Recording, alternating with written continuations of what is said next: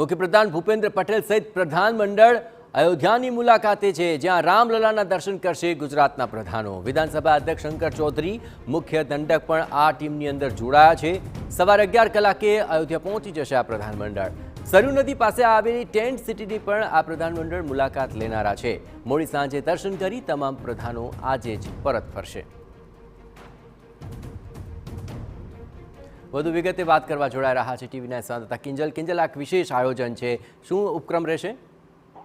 જી બિલકુલ જયેશ, જે રીતે રામલલાની પ્રાણ પ્રતિષ્ઠા થઈ અને ત્યારબાદ આપ જુઓ કે અયોધ્યાની અંદર જે માહોલ છે અત્યારે પણ જે કહી શકાય કે ભક્તોનો ધસારો છે ત્યાં જોવા મળતો હોય છે. આ તમામની વચ્ચે કેન્દ્ર સરકાર દ્વારા તમામ જ્યાં ભાજપ શાસિત રાજ્ય સરકાર છે ત્યાં એક ચર્ચા કરવામાં આવી હતી અને તમામ રાજ્યના મુખ્યમંત્રી, જે ભાજપ શાસિત રાજ્ય છે તેના મુખ્યમંત્રી સહિત જે મંત્રીમંડળ છે તે અયોધ્યાના દર્શન જાય તે પ્રકારનો એક કાર્યક્રમ હતો, તે બનાવવામાં આવ્યો હતો.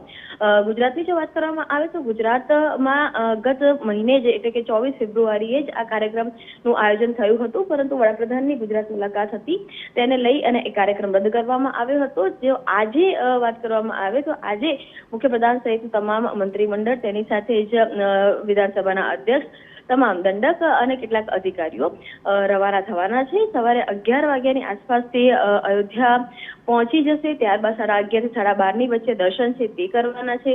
તેની સાથે સરયુ નદી છે તેની પણ ત્યાં પણ જે મુલાકાત છે તે લેવાના છે અને તેની સાથે ત્યાં એક ગુજરાત ભવન નિર્માણ થઈ રહ્યું છે.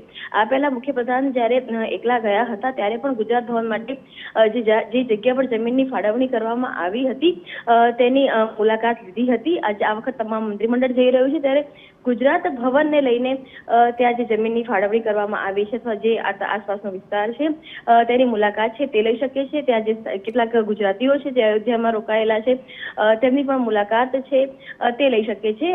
પરંતુ જે આખો કાર્યક્રમ છે તે એક દિવસનો છે. મોડી રાત સુધીમાં તમામ લોકો ગુજરાત પાછા ફરશે. આભાર કિંજલ. તમામ ગતિવિધિઓ પર નજર રાખતા રહેજો. તો આખરે આ પ્રધાનમંડળ આજે જ અયોધ્યા પહોંચશે, રામલલાના દર્શન કરશે અને સાંજે આખું પ્રધાનમંડળ જે આજે દર્શને પહોંચ્યું હશે તે પરત પણ ફરશે. ખાસ કરીને સરયુ નદી પાસે આવેલ ટેન્ટ સિટીની પણ મુલાકાત તેઓ લેવાના છે.